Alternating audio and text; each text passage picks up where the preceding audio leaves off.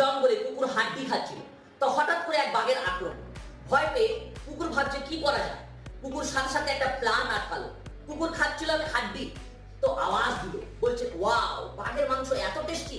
আগে যদি জানতাম এই জঙ্গলে একটা বাঘও রাখতাম না। এই ঘটনা ওপর থেকে অবজার্ভ করছে বাঁদর মশাই। বাঁদর ওপর থেকে নেমে ও দৌড়াতে দৌড়াতে গেল বাঘের কাছে। বাঘকে বলছে, মামা তোমাকে ও বোকা বানাচ্ছে। বাঘ তো রেগে ফায়া, কি বললে, ওকে আজকেই খাও। কুকুর পিছন ফিরে দেখে বাঘের ওপর বসে আছে বাঁদর। কুকুর বুঝে ফেলেছে যে এইসব প্যাঁচ লাগিয়েছে ওই বেটা বাঁদর।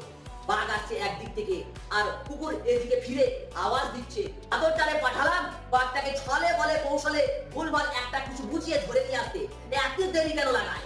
কনফিডেন্স হচ্ছে এটা, ভয় আসবে, কনফিডেন্স ব্রেক হবে, কিন্তু বাইরের ভাইবসটা থাকতে হবে পিওর কনফিডেন্স নিয়ে। তো আপনি যদি বাইরের জগৎটাকে ঠিক করেন তো দেখবেন আপনার কাছে শুধু প্রোডাক্টিভিটি আসতেই থাকবে, আসতেই থাকবে, আসতেই থাকবে।